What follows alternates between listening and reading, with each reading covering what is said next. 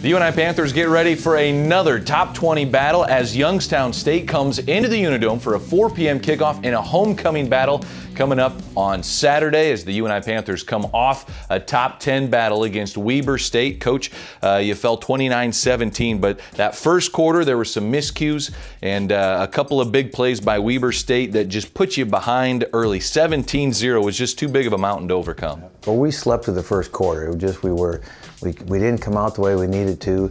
Gave up a bomb. First time somebody got behind us on defense right in the first play of the game. That gave them momentum. They were excited anyway.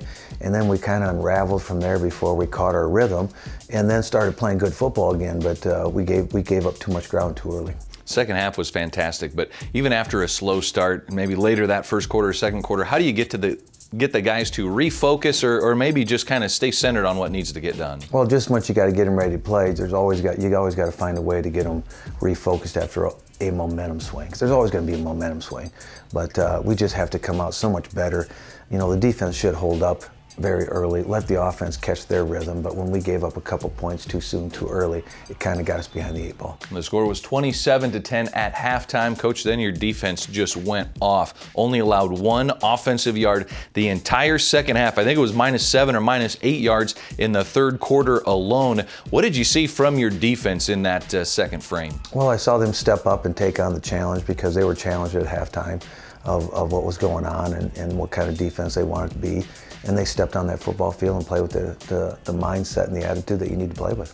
Bryce Flater, 11 tackles for him on the game, continues to have that good nose for the football. The defense, though, stood strong on a lot of plays, and credit Weber State special teams, too. It had the offense in some tough spots, and the defense needed to respond like it did. Really, the difference in the second half was special teams. It was the special teams won this game, if you could really go back and study it.